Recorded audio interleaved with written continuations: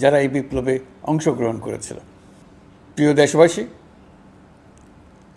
আমি আগেও জানিয়েছি, আবারও জানাচ্ছি, গণ অভ্যুত্থানে সকল শহীদের পরিবারকে পুনর্বাসন করা হবে।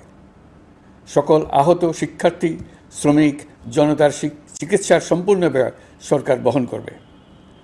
আহতদের দীর্ঘমেয়াদী এবং ব্যয়বহুল চিকিৎসা এবং শহীদদের পরিবারের দেখাশোনার জন্য স্বাস্থ্য মন্ত্রণালয়ের নেতৃত্বে একটি পূর্ণাঙ্গ তালিকা প্রস্তুত করা হয়েছে। এখন এই নতুন তথ্য পাওয়ার ভিত্তিতে এই তালিকা হালনাগাদ করা হতে থাকবে। গণ অভ্যুত্থানের শহীদদের স্মৃতি ধরে রাখতে সরকার তার যাত্রা লগ্নে জুলাই গণহত্যা স্মৃতি ফাউন্ডেশন নামে একটি ফাউন্ডেশন প্রতিষ্ঠার উদ্যোগ নেয়। এখন সেই ফাউন্ডেশন তৈরি হয়েছে। সকল শহীদ পরিবার এবং আহতদের সর্বোত্তম চিকিৎসা সহ তাদের পরিবারের সম্পূর্ণ দায়িত্ব এই ফাউন্ডেশন গ্রহণ করছে।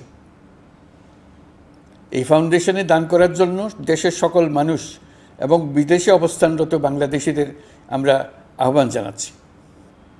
গত মাসে কুমিল্লা, নোয়াখালী, সিলেট অঞ্চলে আকস্মিক বন্যা এসব এলাকার মানুষকে হতভম্ব করে দিয়েছে।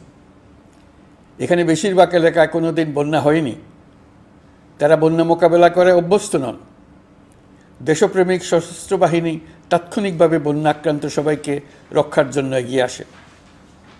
সেনা, নৌ এবং বিমান বাহিনী পরস্পরের সঙ্গে সমন্বয় করে একযোগে কাজে নেমে পড়ার ফলে মানুষের দুর্ভোগ কম হয়েছে। এর পরপরই এনজিও এবং সাধারণ মানুষ দেশের সকল অঞ্চল থেকে দলে দলে এগিয়ে এসছে।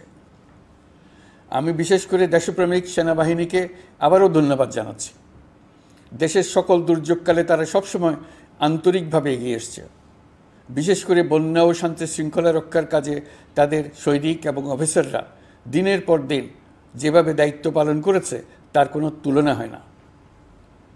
জনজীবনে স্বস্তি ও আত্মবিশ্বাস প্রতিষ্ঠায় তাদের ভূমিকা অনন্য। বাংলাদেশ সশস্ত্র বাহিনীর সকল সদস্যকে আমি ধন্যবাদ জানাই তাদের সততা, ত্যাগ ও অসীম দেশপ্রেমের জন্য। দেশের স্বাধীনতা সংগ্রাম থেকে শুরু করে বন্যা, খরা, ঝড়, বৃষ্টি, ঘূর্ণিঝড়, সকল প্রাকৃতিক দুর্যোগে আপনারা সকলের শেষ ভরসার স্থান। দেশের প্রতিটি ক্রান্তিলগ্নে আপনারা দেশের মানুষের পাশে থেকেছেন। দেশের স্বাধীনতার পক্ষে, সার্বভৌমত্বের পক্ষে অবস্থান নিয়েছেন। দেশ গঠনে আপনারা সবার আগে এগিয়ে এসছেন। বিগত জুলাই হতে শুরু হওয়া গণ অভ্যুত্থান, বন্যা, নিরাপত্তা প্রদান, অস্ত্র উদ্ধার সহ সকল কার্যক্রমে আপনারা সফলভাবে দিনরাত কাজ করে যাচ্ছেন। সরকার ও জনগণের পক্ষ থেকে আমি আপনাদের প্রতি কৃতজ্ঞতা জানাচ্ছি। বন্যা আমাদের জনজীবনে আরেকটি দিক উন্মোচন করল। দেশের সকল জায়গায় মানুষের সক্রিয় সহানুভূতির জোয়ার উঠেছিল অবিশ্বাস্য মাত্রায়। ব্যবসায়ী, অর্থবান ব্যক্তিরা যেমন তাদের অর্থ নিয়ে স্বতঃস্ফূর্তভাবে এগিয়ে এসেছিল, তেমনি দেশের বিভিন্ন প্রান্তের সাধারণ মানুষ, স্কুল, কলেজ, বিশ্ববিদ্যালয়ের ছেলেমেয়েরা জোয়ারের ঢলের মতো যার যার সামর্থ্য নিয়ে এগিয়ে এসছে। অনেকেই ছুটে গেছে বন্যার্তদের সহযোগিতা করার জন্য। এনজিওরা বিভিন্ন জায়গা থেকে ছুটে গেছে তাদের সহায়তা নিয়ে। তাদের কাজে অনুপ্রাণিত হয়ে আমি এনজিও নেতাদের সঙ্গে বৈঠক করেছি কিভাবে সরকার তাদের কাজের সঙ্গে সরকারের উদ্যোগকে সমন্বিত করতে পারে, সেটার কাঠামো তৈরি করে দেওয়ার জন্য। বন্যা এখন চলে গেছে, কিন্তু পুনর্বাসনের কঠিন কাজ আমাদের সামনে রয়ে গেছে। সকলের সহযোগিতায় আমরা পুনর্বাসনের কাজটি সফলভাবে সমাধান করতে চাই। আইন শৃঙ্খলা পরিস্থিতির উন্নতির জন্য আমরা দিনরাত পরিশ্রম করে যাচ্ছি। যে সমস্ত ভাই বোনেরা তাদের গত 16 বছরের বেদনা জানিয়ে তার প্রতিকার পাওয়ার জন্য আমার অফিস এবং সচিবালয়ের অফিসসমূহের সামনে প্রতিদিন ঘেরাও কর্মসূচি দিয়ে আমাদের কাজকর্ম ব্যাহত করছিলেন, তারা আমার আহ্বানে সাড়া দিয়ে ঘেরাও কর্মসূচির থেকে বিরত হয়েছেন বটে, তবে অন্যত্র আবার তারা তাদের কর্মসূচি দিয়ে যাতায়াতে ব্যাঘাত সৃষ্টি করছেন। আমি কথা দিচ্ছি, আপনাদের ন্যায্য আবেদনের কথা আমরা ভুলে যাব না। আমরা সকল অন্যায়ের প্রতিকারের জন্য প্রতিশ্রুতিবদ্ধ।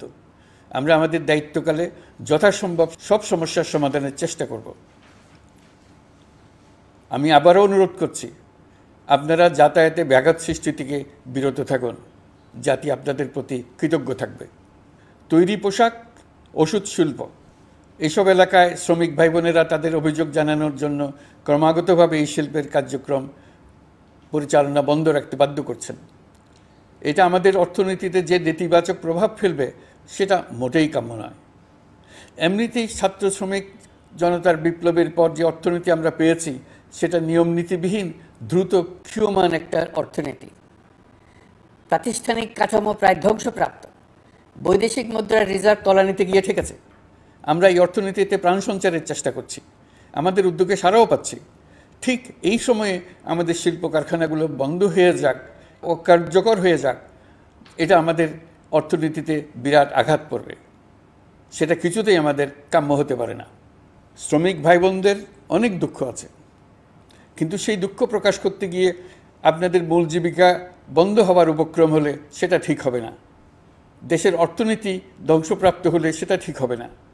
শ্রমিক মালিক উভয়ের পক্ষে আলোচনা করে এসব সমস্যার সমাধান আমরা অবশ্যই বের করব। আপনারা কারখানা খোলা রাখুন, অর্থনীতির চাকা সচল রাখুন, দেশের অর্থনীতিকে সোজা হয়ে দাঁড়াতে দিন। আমরা আপনাদের সমস্যার স্থায়ী সমাধান বের করার জন্য সর্বশক্তি প্রয়োগ করব। মালিক পক্ষের কাছে আমাদের আবেদন, আপনারা শ্রমিকদের সঙ্গে বোঝাপড়া করুন, কারখানা সচল রাখুন, অর্থনীতির দুর্বল স্বাস্থ্যকে সবল করে তুলুন। ওষুধ শিল্প এবং তৈরি পোশাক শিল্প দেশের গৌরব।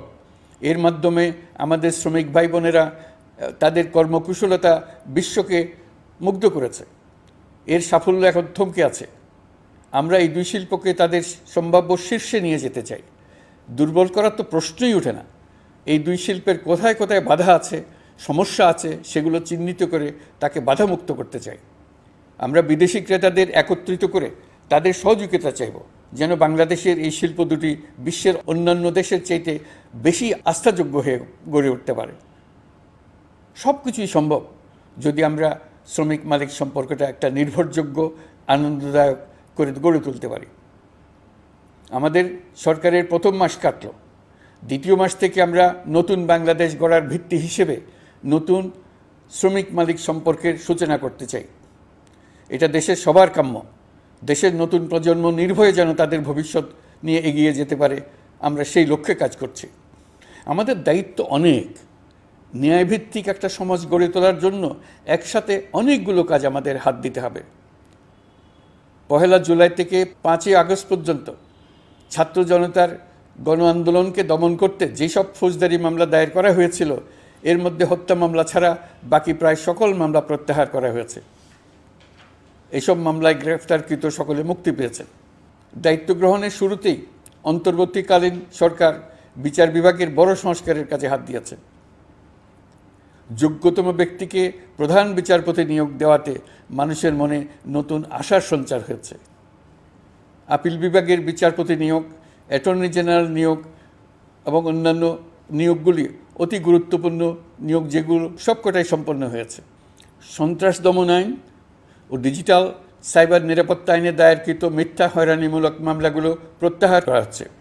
সাইবার নিরাপত্তা আইন সহ বাংলাদেশে বিদ্যমান সকল কালো আইনের তালিকা করা হয়েছে। অতি সত্বর এই সকল কালো আইন বাতিল ও প্রযোজ্য ক্ষেত্রে সংশোধন করা হবে।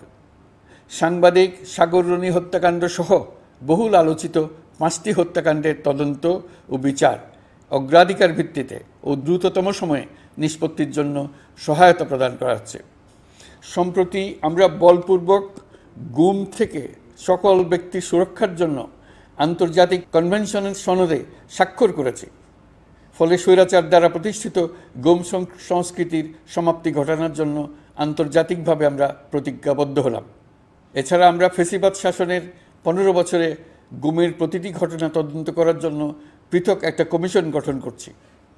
যেসব পরিবার তাদের নিখোঁজ পিতা, স্বামী, পুত্র এবং ভাইদের পাওয়ার জন্য বছরের পর বছর যন্ত্রণার সাথে অপেক্ষা করছেন, আমরা আপনাদের বেদনায় সমব্যথী। আয়নাঘরগুলো বন্ধ করে দেওয়া হয়েছে এবং সেই সাথে বের হয়ে আসছে ফ্যাসিস্ট হাসিনা সরকারের গুমের শিকার ভাই বোনদের কষ্ট ও যন্ত্রণা গাথা।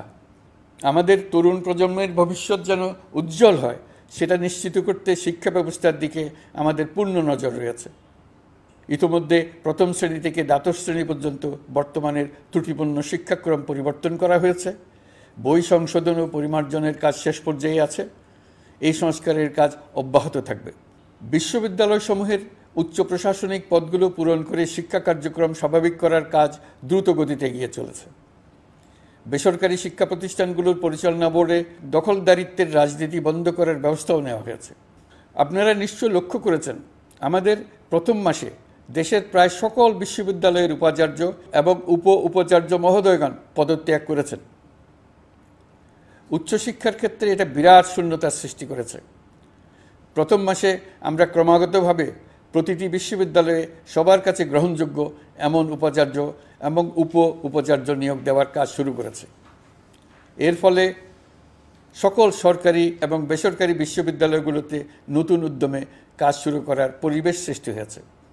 সংবাদ মাধ্যম ও মত প্রকাশের পূর্ণ স্বাধীনতা ইতিমধ্যে নিশ্চিত করা হয়েছে। আমরা সবাইকে বলে দিয়েছি, আপনারা মন খুলে আমাদের সমালোচনা করুন, আমরা সবার মতামতের প্রতি শ্রদ্ধাশীল। মিডিয়া যাতে কোনো রকম বাধা বিপত্তি ছাড়া নির্বিঘ্নে তাদের কাজ করতে পারে সেজন্য একটা মিডিয়া কমিশন গঠন করা সরকারের সক্রিয় বিবেচনাধীন। আরও যেসব কমিশন সরকার সহ অন্য সবাইকে জবাবদিহিতার আওতায় আনতে পারে আমরা তাদের পুনর্গঠন ও সংস্কারের উদ্যোগ নিয়েছি, যাতে তারা আরও শক্তিশালী হয়, জনকল্যাণে কাজ করে।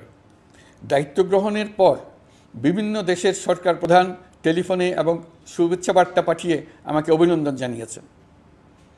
বিভিন্ন দেশের রাষ্ট্রদূত এবং হাই কমিশনারবৃন্দ আমার সাথে সাক্ষাৎ করে দ্বিপাক্ষিক সহযোগিতা বৃদ্ধির আশ্বাস দিয়েছেন। আমার অনুরোধে সংযুক্ত আরব আমিরাতের 57 জন বাংলাদেশি যারা ফ্যাসিবাদ বিরোধী বিক্ষোভে অংশগ্রহণ করা বিভিন্ন মেয়াদে কারাদণ্ডে দণ্ডিত হয়েছিলেন তাদের সাধারণ ক্ষমা ঘোষণা করেছেন সে দেশের সরকার। ইতিমধ্যে তাদের কয়েকজন দেশে ফিরে এসেছেন। এই ক্ষমা প্রদর্শন ছিল অতি বিরল একটি ঘটনা। এই জন্য আমি সংযুক্ত আরব আমিরাতের রাষ্ট্রপতি শেখ মোহাম্মদ বিন জায়েদ আল নাহিয়ানকে ধন্যবাদ ও কৃতজ্ঞতা জানিয়েছি আপনাদের সবার পক্ষ থেকে। যে সমস্ত সরকার প্রধানের সঙ্গে আমার টেলিফোনে যোগাযোগ হয়েছে তাদের মধ্যে রয়েছেন ভারতের প্রধানমন্ত্রী নরেন্দ্র মোদী, পাকিস্তানের প্রধানমন্ত্রী শাহবাজ শরীফ। আমরা ভারত এবং অন্যান্য প্রতিবেশী রাষ্ট্রসমূহের সঙ্গে সুসম্পর্ক চাই, তবে সেই সম্পর্ক হতে হবে ন্যায্যতা এবং সমতার ভিত্তিতে। ভারতের সাথে আমরা ইতিমধ্যে বন্যা মোকাবেলায় উচ্চ পর্যায়ে দ্বিপাক্ষিক সহযোগিতার আলোচনা শুরু করেছি। দক্ষিণ এশিয়ায় আঞ্চলিক সহযোগিতা বৃদ্ধির লক্ষ্যে আমি সার্ক রাষ্ট্রগোষ্ঠী পুনর্জীবিত করার উদ্যোগ নিয়েছি। আমরা চাই আমাদের দেশ যেন একটি গণতান্ত্রিক দেশ হিসেবে বিশ্বের কাছে সম্মানের সাথে পরিচিত হয়। দেশের পরিকল্পনা যেন দেশের মানুষ কেন্দ্রিক হয়, কোনো নেতা বা দল কেন্দ্রিক না হয়। আমরা স্বৈরাচারী হাসিনা সরকারের অহেতুক কোটি কোটি টাকা ব্যয়ের প্রকল্প বাস্তবায়িত হতে দেখেছি, যেগুলো কখনোই দেশের মানুষের জন্য ছিল না, বরং এর সাথে জড়িত ছিল কুৎসিত আমিত্ব এবং বিশাল আকারের চুরি। চলমান এবং প্রস্তাবিত সকল উন্নয়ন প্রকল্পগুলোর যাচাই বাছাই করার কাজ ইতিমধ্যে আমরা শুরু করেছি। প্রকল্প বাস্তবায়নের পর্যায় বিবেচনা করে বাকি কাজে ব্যয়ের সাশ্রয় এমনকি প্রয়োজন মতে তা বাতিল করার কথা বিবেচনা করা হবে। দেশের মানুষকে আর ফাঁকি দেওয়া চলবে না। কর্মসংস্থান তৈরি করবে এমন প্রকল্পগুলোকে আমরা অগ্রাধিকার দেব। লুটপাট ও পাচার হয়ে যাওয়া অর্থ ফিরিয়ে আনার উদ্যোগ আমরা নিয়েছি। আর্থিক খাতে শৃঙ্খলা ফিরিয়ে আনতে একটা ব্যাংকিং কমিশনও গঠন করার উদ্যোগ নেওয়া হয়েছে। বিভিন্ন ব্যাংকের পরিচালনা পরিষদ পুনর্গঠন করা হয়েছে। ব্যাংকিং খাতে এই এক মাসে বিরাট পরিবর্তন এসেছে, আপনারা নিশ্চয়ই সেটা লক্ষ্য করেছেন। আমরা এই খাতে নিয়মনীতি প্রতিষ্ঠা করতে পেরেছি। আরও অনেক কাজ বাকি রয়ে গেছে। প্রথম মাসের কাজ হিসেবে শুধু প্রধান কাজগুলো করেছি, তার সঙ্গে রয়েছে আরও অনেক পরবর্তী কাজ। ফ্যাসিবাদী সরকার লুটপাট করার জন্য নতুন করে 60,000 কোটি টাকা ছাপিয়ে বাজারে ছাড়ার কারণে মুদ্রাস্ফীতির শিকার হয়েছে দেশের মানুষ। এই অতুলনীয় মুদ্রাস্ফীতি নিয়ন্ত্রণ অন্তর্বর্তী সরকারের অন্যতম প্রধান লক্ষ্য। মুদ্রাস্ফীতি নিয়ন্ত্রণের লক্ষ্যে পলিসি সুদের হার বৃদ্ধি করে 9% উন্নীত করা হয়েছে। মূল্যস্ফীতি থেকে সাধারণ মানুষকে সুরক্ষা দেওয়ার উদ্দেশ্যে ওএমএস খাদ্যবান্ধব কর্মসূচি সহ সুলভ মূল্যে প্রান্তিক মানুষের কাছে নিত্য প্রয়োজনীয় দ্রব্য সরবরাহ চলমান রাখা হয়েছে। মূল্যস্ফীতি মোকাবেলায় চলতি অর্থ বছরে চাল ও গম আমদানির জন্য 5,800 কোটি টাকা, আভ্যন্তরীণ সংগ্রহের জন্য 8,900 কোটি টাকা এবং খাদ্য ভর্তুকির 3টি প্রোগ্রামের জন্য 7,360 কোটি টাকা বরাদ্দ রাখা হয়েছে। বিভিন্ন স্টেক হোল্ডারের সাথে সভা করে মূল্যস্ফীতি নিয়ন্ত্রণের করণীয়সমূহ চিহ্নিত করা হয়েছে। পরিচালন ও উন্নয়ন ব্যয় যৌক্তিক পরিমাণে হ্রাস করার জন্য কার্যক্রম গ্রহণ করা হয়েছে। কৃষিপণ্য উৎপাদনের জন্য সার আমদানির ক্ষেত্রে প্রয়োজনীয় বৈদেশিক মুদ্রার সরবরাহ নিশ্চিত করার পদক্ষেপ নেওয়া হয়েছে। প্রকৃত চাষিগণ যাতে কৃষি ঋণ পেয়ে থাকেন তা নিশ্চিত করার উদ্যোগ নেওয়ার পাশাপাশি কৃষি ঋণের পরিমাণ বৃদ্ধি করা হয়েছে। মার্কিন ডলারের বিপরীতে টাকার বিনিময় হার স্থিতিশীল রাখার লক্ষ্যে বৈদেশিক মুদ্রার বিনিময় হারকে বাজারভিত্তিক করা হয়েছে। কালো টাকা সাদা করার অনৈতিক অনুমতি বাতিল করা হয়েছে। বৈদেশিক মুদ্রার রিজার্ভ বৃদ্ধি করতে বিভিন্ন উন্নয়ন সহযোগীদের কাছ থেকে বাজেট সাপোর্ট চাওয়া হয়েছে। আন্তর্জাতিক মুদ্রা তহবিল থেকে অতিরিক্ত 3 বিলিয়ন মার্কিন ডলার, বিশ্বব্যাংক থেকে অতিরিক্ত 1 বিলিয়ন ডলার, জাইকা থেকে অতিরিক্ত 1 বিলিয়ন মার্কিন ডলার প্রদানের অনুরোধ করা হয়েছে। রূপপুর পারমাণবিক বিদ্যুৎ কেন্দ্র নির্মাণ প্রকল্পের অগ্রিম অর্থ পরিশোধ এবং বকেয়া পাওনা নিয়ে রাশিয়ান ফেডারেশনের সাথে অর্থ মন্ত্রণালয়ের আলোচনা চলছে। পাইপলাইনে থাকা 48 বিলিয়ন মার্কিন ডলার বৈদেশিক সহায়তা ব্যবহারের উদ্যোগ নেওয়া হয়েছে। মেগা প্রকল্পের নামে লুটপাট বন্ধের পাশাপাশি স্বাস্থ্য ও শিক্ষা খাতে বরাদ্দ বৃদ্ধির পরিকল্পনা গ্রহণ করা হয়েছে। বৈদেশিক মুদ্রার রিজার্ভের উপর চাপ কমানোর লক্ষ্যে রাশিয়া এবং চীন থেকে প্রাপ্ত ঋণের সুদের হার কমানো এবং ঋণের মেয়াদ বৃদ্ধির জন্য অনুরোধ জানানো হয়েছে। সকল উন্নয়ন সহযোগীদের সাথে সম্পর্ক আরও নিবিড় করার উদ্যোগ নেওয়া হয়েছে। সকল অর্থনৈতিক সূচক এবং পরিসংখ্যানের প্রকৃত মান বা সংখ্যা প্রকাশের জন্য নির্দেশনা প্রদান করা হয়েছে। জিডিপি, মূল্যস্ফীতি ইত্যাদি সঠিক উপাত্ত সংগ্রহ, প্রাক্কলন ও প্রকাশের জন্য নির্দেশনা দেওয়া হয়েছে। জাতীয় রাজস্ব বোর্ড এবং অর্থ বিভাগের রাজস্ব আয় সম্পর্কিত উপাত্তের মধ্যে পার্থক্য নিরসনে উদ্যোগ নেওয়া হয়েছে। প্রকৃত রপ্তানি আয় নিরূপণ এবং প্রকাশের নির্দেশনা দেওয়া হয়েছে। জাতীয় রাজস্ব বোর্ডের অটোমাইজেশনের লক্ষ্যে পরিকল্পনা গ্রহণ করা হয়েছে। পুঁজিবাজারকে স্বাভাবিক ধারায় ফিরিয়ে আনতে সিকিউরিটি এক্সচেঞ্জ কমিশন পুনর্গঠন করা হয়েছে। নিত্য প্রয়োজনীয় পণ্য সামগ্রীর সরবরাহ স্বাভাবিক রাখার নিমিত্তে ব্যবসায়ী, শিল্প মালিক ও ব্যবসায়ী সংগঠনের সাথে সভা করা হচ্ছে এবং তাদের মতামতের ভিত্তিতে বিভিন্ন ব্যবস্থা গ্রহণ করা হচ্ছে। বিদ্যমান মজুদ ও ঘাটতি মূল্যায়ন করে ভবিষ্যৎ চাহিদা পর্যালোচনা করে স্থানীয় উৎপাদন বৃদ্ধির পাশাপাশি আমদানি পর্যায়ে বিভিন্ন জটিলতা দূরীকরণ, বন্দর ও বড় মোকামসহ পরিবহন ব্যবস্থার বিভিন্ন সমস্যা সমাধানে সংশ্লিষ্ট সকল মন্ত্রণালয়, দপ্তর, বিভাগকে প্রয়োজনীয় নির্দেশ দেওয়া হয়েছে। এই জন্য তেল, চিনি, ডিম ও মাংস উৎপাদনকারী বৃহৎ প্রতিষ্ঠানসমূহের সাথে সভা ও মতবিনিময় করা হচ্ছে। নিত্য প্রয়োজনীয় কিছু দ্রব্যাদি যেমন পেঁয়াজ, আলু এসবের দাম আরও কমানোর জন্য বিদ্যমান শুল্ক হার হ্রাসের বিষয়ে এনবিআরকে প্রয়োজনীয় নির্দেশনা দেওয়া হয়েছে। ইতোমধ্যে এনবিআর পেঁয়াজ, আলু ও কতিপয় কীটনাশকের ক্ষেত্রে আমদানি শুল্ক হ্রাস এবং ক্ষেত্র বিশেষে রেগুলেটরি শুল্ক প্রত্যাহার করে এসআরও জারি করেছে। নিম্ন আয়ের 1 কোটি পরিবারকে টিসিবির মাধ্যমে হ্রাসকৃত মূল্যে কিছু পণ্য যেমন পরিবার প্রতি চাল মাসে 5 কেজি, সয়াবিন তেল মাসে 2 কেজি, মসুর ডাল মাসে 2 কেজি দেওয়া হচ্ছে। এটি সামনের দিনগুলোতে অব্যাহত রাখা হবে। সরকার দায়িত্ব গ্রহণের পর জনপ্রত্যাশা অনুযায়ী বিদ্যুৎ, জ্বালানি ও খনিজ সম্পদ মন্ত্রণালয় হতে বিদ্যুৎ ও জ্বালানির দ্রুত সরবরাহ বৃদ্ধি আইনের অধীনে চলমান সকল প্রকার নেগোসিয়েশন, প্রকল্প বাছাই এবং ক্রয় প্রক্রিয়াকরণ কার্যক্রম আপাতত স্থগিত করা হয়েছে। গত 1.5 দশকে এই আইন ব্যবহার করে লক্ষ কোটি টাকা লুটপাট হয়েছে। বিদ্যুৎ, জ্বালানি ও খনিজ সম্পদ মন্ত্রণালয়ের আওতাধীন কোম্পানিসমূহে অধিকতর স্বচ্ছতা ও জবাবদিহিতা আনার লক্ষ্যে কোম্পানিসমূহের পরিচালনা পর্ষদ পুনর্গঠন করা হয়েছে। প্রকৌশল, ভূতত্ত্ব এবং খনিজ হিসাব বিষয়ে অধ্যয়ন করেছে এমন ছাত্র প্রতিনিধি অন্তর্ভুক্ত করার জন্য উদ্যোগ গ্রহণ করা হয়েছে। এই খাতে অধিকতর সক্ষমতা, গতিশীলতা এবং জবাবদিহিতা নিশ্চিত করার লক্ষ্যে বিশেষজ্ঞগণের সমন্বয়ে একটি কমিটি গঠন করা হয়েছে। জ্বালানি তেলের মূল্য জনপ্রত্যাশা অনুযায়ী সহনশীল রাখতে অকটেন ও পেট্রোলের দাম 6 টাকা, ডিজেল ও কেরোসিনের দাম 1 টাকা 25 পয়সা কমানো হয়েছে। 37 দিন বন্ধ থাকার পর গত 25 আগস্ট হতে মিরপুর 10 ও কাজীপাড়া স্টেশন ছাড়া বাকি সব স্টেশনে মেট্রো রেল পুনরায় চালু করা হয়েছে। ভুয়া মুক্তিযোদ্ধাদের চিহ্নিত করার লক্ষ্যে বিশেষ করে মুক্তিযুদ্ধের সময় যাদের বয়স 12.5 বছরের কম ছিল তাদের মুক্তিযুদ্ধ তালিকা হতে বাতিলের জন্য সুপ্রিম কোর্টে লিভ টু আপিলের পদক্ষেপ গ্রহণ করা হয়েছে। মুক্তিযোদ্ধা কল্যাণ ট্রাস্টের আওতাধীন বেদখলকৃত স্থাবর সম্পত্তি উদ্ধারে প্রয়োজনীয় ব্যবস্থা গ্রহণ করা হয়েছে। গৃহায়ন ও গণপূর্ত মন্ত্রণালয় কর্তৃক গৃহীত বরিশাল, রংপুর, ময়মনসিংহ উন্নয়ন কর্তৃপক্ষ আইন এর খসড়া তৈরির কার্যক্রম নেওয়া হয়েছে। পূর্বাচল নতুন শহর প্রকল্প, ঢাকার আশেপাশে স্যাটেলাইট সিটি নির্মাণের রোডম্যাপ চূড়ান্তকরণের উদ্যোগ নেওয়া হয়েছে। বিধি বহির্ভূত প্রদত্ত প্লট ও ফ্ল্যাটের বরাদ্দ বাতিলের উদ্যোগ নেওয়া হয়েছে। প্রিয় দেশবাসী, আপনাদের আমাদের সন্তানদের জন্য একটি গণতান্ত্রিক বাংলাদেশের রূপরেখা তৈরি করতে আমরা দৃঢ় প্রতিজ্ঞ। আর যেন আমাদের কোনো স্বৈরাচারের হাতে পড়তে না হয়। আমরা যাতে বলতে পারি আমরা একটি গণতান্ত্রিক দেশে বসবাস করি, আমরা যাতে সকলেই দাবি করতে পারি যে এই দেশটি আমাদের, আমরা সেই লক্ষ্যেই কাজ করছি। কেউ আইন নিজের হাতে তুলে নেবেন না। আইন নিজের হাতে তুলে নিয়ে কেউ সমাজে বিশৃঙ্খল পরিবেশ সৃষ্টি করলে আমরা তাকে অবশ্যই শাস্তির আওতায় নিয়ে আসব। আমরা একটি সাম্প্রদায়িক সম্প্রীতির দেশ। ধর্মীয় সম্প্রীতি বিনষ্ট হয় এমন কোনো কাজ কেউ কোনোভাবেই করবেন না। অতীতে শুধুমাত্র আওয়ামী মতাদর্শী না হওয়ার কারণে 18তম থেকে 42তম BCS পর্যন্ত BPSC কর্তৃক সুপারিশকৃত অনেক প্রার্থী নিয়োগ বঞ্চিত হয়েছেন।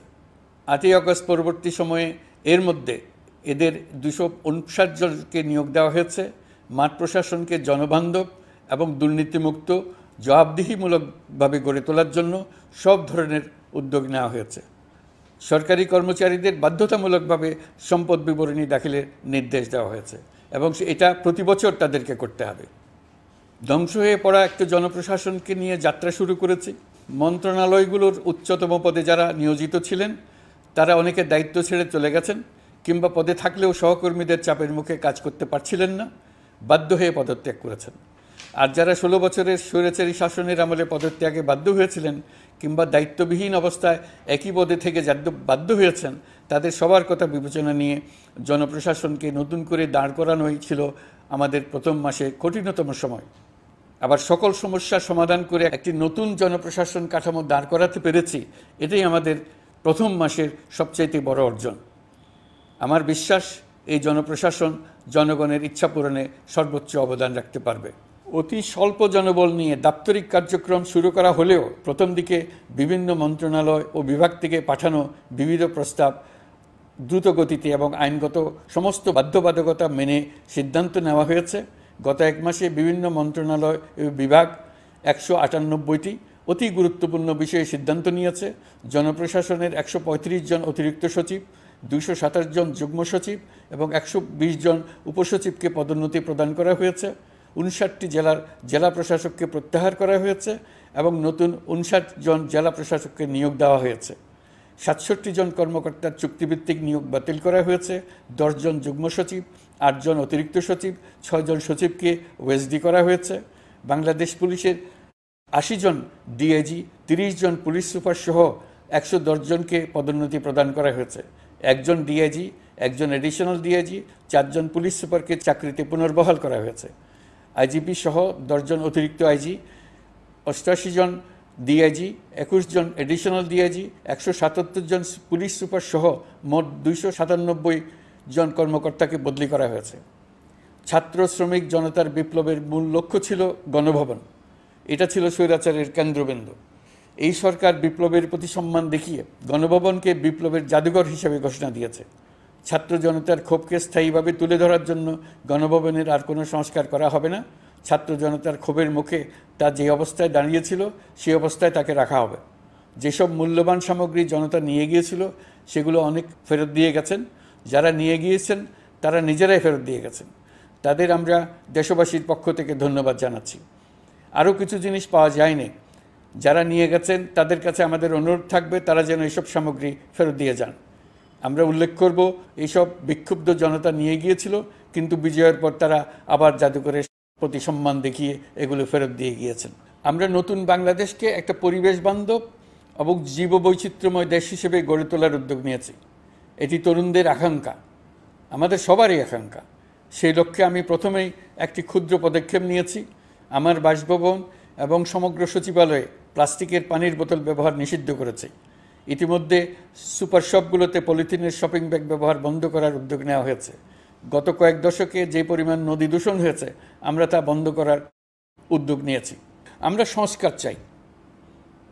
আমাদের একান্ত অনুরোধ, আমাদের উপর যে সংস্কারের গুরু দায়িত্ব দিয়েছেন সেই দায়িত্ব দিয়ে আপনারা দর্শকের গ্যালারিতে চলে যাবেন না। আপনারা আমাদের সঙ্গে থাকুন, আমরা একসঙ্গে সংস্কার করব। এটা আমাদের সবার দায়িত্ব। আপনারা নিজ নিজ জগতে সংস্কার আনুন। একটা জাতির সংস্কার শুধু সরকারের সংস্কার হলে হয় না। আপনি ব্যবসায়ী হলে আপনার ব্যবসায় সংস্কার আনুন। ব্যবসায়ী গোষ্ঠীরা তাদের নিজ নিজ সমিতির মাধ্যমে সংস্কার আনুন। সমিতিতে সংস্কার আনুন। নতুন করে সমিতি গঠনতন্ত্র সংশোধন করুন। আপনি শ্রমিক হলে আপনার ক্ষেত্রে আপনি সংস্কার করুন। আপনি রাজনৈতিক নেতাকর্মী হলে আপনার ক্ষেত্রে সংস্কার করুন। আপনি প্রতিষ্ঠান প্রধান হলে আপনার প্রতিষ্ঠানে সংস্কার আনুন। আমি এটাকে সুযোগ হিসেবে গ্রহণ করার জন্য সবাইকে আহ্বান জানাচ্ছি। এই সংস্কারের মাধ্যমে আমরা জাতি হিসেবে নতুনভাবে যাত্রা শুরু করতে চাই। আমাদের এই যাত্রা আমাদেরকে পৃথিবীর একটা সম্মানিত জাতি হিসেবে প্রতিষ্ঠিত করুক, এটাই আমাদের সবার কাম্য, এটাই আমাদের সবার লক্ষ্য। গত এক মাসে আমি বেশ কিছু রাজনৈতিক দলের সঙ্গে পৃথকভাবে বসছি, তাদের সঙ্গে মতামত বিনিময় করেছি। তারা আমাদের উৎসাহিত করেছেন, ছাত্র শ্রমিক জনতার বিপ্লবের লক্ষ্যের প্রতি সমর্থন জানিয়েছেন, সংস্কারের কাজে পূর্ণ সহযোগিতা দেওয়ার আশ্বাস দিয়েছেন। আমি দেশের বিশিষ্ট সম্পাদক বৃন্দের সঙ্গে মত বিনিময় করেছি, তারাও সংস্কারের কাজে পূর্ণ সহযোগিতা দেওয়ার আশ্বাস দিয়েছেন। তারা বিভিন্ন বিষয়ে মূল্যবান পরামর্শ দিয়েছেন। সবার পরামর্শ নিয়ে এখন আমাদের অগ্রসর হওয়ার পালা। আমি বিশিষ্ট ব্যবসায়ীদের সঙ্গে বৈঠক করেছি, তাদের কাছে আমাদের সরকারের লক্ষ্যগুলো ব্যাখ্যা করেছি, তারাও আমাদের লক্ষ্যের সঙ্গে একমত প্রকাশ করেছেন। আপনারা জানেন, ছাত্র শ্রমিক জনতার ঐতিহাসিক জুলাই গণ অভ্যুত্থানের মুখে এবং হাজারো মানুষের আত্মদানের বিনিময়ে বাংলাদেশে ফ্যাসিস্ট সরকারের পতন হয়েছে। এই গণ অভ্যুত্থানের বার্তা ও আকাঙ্ক্ষা বাস্তবায়নের জন্য একটি অভূতপূর্ব সময় ও সুযোগ আমরা এর মধ্য দিয়ে অর্জন করেছি। এর বাস্তবায়ন তথা বাংলাদেশের ফ্যাসিজম বা স্বৈরতান্ত্রিক শাসন পুনরাবৃত্তির আশঙ্কা রোধ এবং জনমালিকানা ভিত্তিক কল্যাণমুখী জনস্বার্থে নিবেদিত একটি রাষ্ট্র ব্যবস্থা প্রবর্তনের লক্ষ্যে কিছু জাতীয় ভিত্তিক সংস্কার সম্পন্ন করা জরুরি হয়ে পড়েছে। উক্ত সংস্কার ভাবনার অন্যতম কেন্দ্রবিন্দু হচ্ছে সুষ্ঠু নির্বাচন ব্যবস্থা, সুশাসন প্রতিষ্ঠা করা। আমরা যেহেতু জনগণের ভোটাধিকার ও জনগণের মালিকানায় বিশ্বাস করি, সেহেতু নির্বাচন ব্যবস্থার উন্নয়নে আমাদের সংস্কার ভাবনায় গুরুত্ব পেয়েছে অধিক। আমরা মনে করি নির্বাচনের নামে সংখ্যাগরিষ্ঠতার একাধিপত্য ও দুঃশাসন মানুষের উপর চাপিয়ে দেওয়া বা এর মাধ্যমে এক ব্যক্তি বা এক পরিবার বা কোনো গোষ্ঠীর কাছে সকল ক্ষমতা কক্ষীগত করে রাখার কোনো ক্রমেই গ্রহণযোগ্য নয়। এসব আশঙ্কা রোধ করার জন্য নির্বাচনের সাথে সম্পর্কিত নির্বাচন কমিশন সহ অন্যান্য প্রতিষ্ঠানগুলোর সংস্কারের কথা আমরা ভাবছি। নির্বাচন ব্যবস্থার সাথে সম্পর্কিত প্রতিষ্ঠান হিসেবে পুলিশ প্রশাসন, জনপ্রশাসন, বিচার প্রশাসন, দুর্নীতি দমন কমিশন এই 4টি প্রতিষ্ঠানের সংস্কার করা সুষ্ঠু ও অবাধ নির্বাচনের জন্য অপরিহার্য। এসব প্রতিষ্ঠানের সংস্কার জনমালিকানা ভিত্তিক, জবাবদিহিমূলক এবং কল্যাণমূলক রাষ্ট্র ব্যবস্থা প্রতিষ্ঠায় অবদান রাখবে বলে আমি বিশ্বাস করি। এর পাশাপাশি সমাজের সকল স্তরের মানুষের প্রতিনিধিত্ব ও স্বার্থ নিশ্চিত করার জন্য এবং জুলাই গণ অভ্যুত্থানের বার্তাকে প্রতিফলিত করার জন্য সাংবিধানিক সংস্কারের প্রয়োজন আমরা অনুভব করছি। এসব বিষয়ে সংস্কার করার প্রাথমিক পদক্ষেপ হিসেবে আমরা প্রাথমিকভাবে 6টি কমিশন গঠন করার সিদ্ধান্ত নিয়েছি। এসব কমিশনের কাজ পরিচালনার জন্য বিষয়ভিত্তিক অভিজ্ঞতা বিবেচনা করে 6 জন বিশিষ্ট নাগরিকের নেতৃত্বে এই কমিশনগুলো পরিচালনা করার দায়িত্ব দিয়েছি। এরপর আরও বিভিন্ন বিষয়ে কমিশন গঠন করার প্রক্রিয়া আমরা অব্যাহত রাখব। নির্বাচন ব্যবস্থা সংস্কার কমিশনের প্রধান হিসেবে দায়িত্ব পালন করবেন ডক্টর বদিউল আলম মজুমদার। পুলিশ প্রশাসন সংস্কার কমিশনের প্রধান হিসেবে কাজ করবেন জনাব সরফরাজ চৌধুরী। বিচার বিভাগ সংস্কার কমিশনের প্রধান হিসেবে দায়িত্ব পালন করবেন বিচারপতি শাহ আবু নাঈম মমিনুর রহমান। দুর্নীতি দমন সংস্কার কমিশনের প্রধান হিসেবে দায়িত্ব পালন করবেন ডক্টর ইফতেখারুজ্জামান। জনপ্রশাসন সংস্কার কমিশনের প্রধান হিসেবে দায়িত্ব পালন করবেন জনাব আব্দুল মহিদ চৌধুরী। সংবিধান সংস্কার কমিশনের প্রধান হিসেবে দায়িত্ব পালন করবেন ডক্টর শাহদিন মালিক। এসব কমিশনের অন্য সদস্যদের নাম কমিশন প্রধানদের সাথে আলোচনা করে ঠিক করা হবে। কমিশনগুলোর আলোচনা ও পরামর্শ সভায় উপদেষ্টা পরিষদের সদস্য, ছাত্র, শ্রমিক জনতা আন্দোলনের প্রতিনিধি, নাগরিক সমাজ ও রাজনৈতিক দলের প্রতিনিধিরা উপস্থিত থাকবেন। পূর্ণাঙ্গভাবে গঠিত হওয়ার পর কমিশন আনুষ্ঠানিকভাবে তাদের কাজ আগামী 1 অক্টোবর থেকে শুরু করতে পারবে বলে আমি আশা করছি এবং এটি পরবর্তী 3 মাসের মধ্যে সম্পন্ন হবে বলে আমরা ধারণা করছি। কমিশনের রিপোর্টের ভিত্তিতে সরকার পরবর্তী পর্যায়ে প্রধান রাজনৈতিক দলগুলোর সাথে পরামর্শ সভার আয়োজন করবে। চূড়ান্ত পর্যায়ে ছাত্র সমাজ, নাগরিক সমাজ, রাজনৈতিক দলের প্রতিনিধি, সরকারের প্রতিনিধি নিয়ে ব্যাপক ভিত্তিক 3 থেকে 7 দিন ব্যাপী একটি পরামর্শ সভার ভিত্তিতে সংস্কার ভাবনার রূপরেখা চূড়ান্ত করা হবে। এতে এই রূপরেখা কীভাবে বাস্তবায়ন হবে তার একটি ধারণাও দেওয়া হবে। এই আয়োজন জুলাই গণ অভ্যুত্থানের বার্তা বাস্তবায়ন ও রাষ্ট্র পুনর্নির্মাণ তাগিদের ঐক্যবন্ধনে গোটা জাতিকে শক্তিশালী ও আশাবাদী করে তুলবে বলে আমাদের বিশ্বাস। প্রিয় দেশবাসী, আমাদের সামনে অনেক কাজ। সবাই মিলে একই লক্ষ্যে আমরা অগ্রসর হতে চাই। আমাদের মধ্যে, বিশেষ করে আমাদের নতুন প্রজন্মের মধ্যে যে সুপ্ত প্রতিভা লুকিয়ে আছে, সেটা যেন বিনা বাধায় রাষ্ট্রের এবং সমাজের সহযোগিতায় প্রকাশ করতে পারি, সেই সুযোগের কাঠামো তৈরি করতে চাই। সকলে মিলে আমাদের পরিবারের প্রতিটি সদস্যকে, সে ঝাড়ুদার হোক, ছাত্র হোক, শিক্ষক হোক, যে কোনো ধর্মের হোক, সবার সমান অধিকার নিশ্চিত করতে চাই। এই হলো আমাদের সংস্কারের মূল লক্ষ্য। আসুন ছাত্র শ্রমিক জনতার এই বিপ্লবের লক্ষ্যকে আমরা দ্রুত বাস্তবায়ন করি। আমাদের প্রথম মাসে আমরা যেই গতিতে, যে উদ্যম নিয়ে কাজ এগিয়ে নিয়ে যাওয়ার কথা চিন্তা করেছিলাম, সেটা হয়তো করতে পারিনি বাস্তব অবস্থার পরিপ্রেক্ষিতে। দেশের আইনশৃঙ্খলা পরিস্থিতি স্বাভাবিক রাখা গেলে আশা করি আমরা আমাদের গতি অনেক বাড়াতে পারব। এই জন্য দেশের সকল মানুষের কাছে, শিক্ষক, ছাত্রছাত্রী, কৃষক, শ্রমিক, পেশাজীবী, বড় ব্যবসায়ী, ক্ষুদ্র ব্যবসায়ী, দিনমজুর, গৃহিণী, সকলের সহযোগিতা চেয়েছি। আমাদের কাজ বড় কঠিন, কিন্তু জাতি হিসেবে এবার ব্যর্থ হওয়ার কোনো অবকাশ আমাদের নেই। আমাদেরকে সফল হতেই হবে। এই সাফল্য আপনাদের কারণেই আসবে, আপনার সহযোগিতার কারণেই আসবে। আমাদের কাজ হবে আপনার আমার স্বপ্নকে বাস্তবে রূপায়িত করা।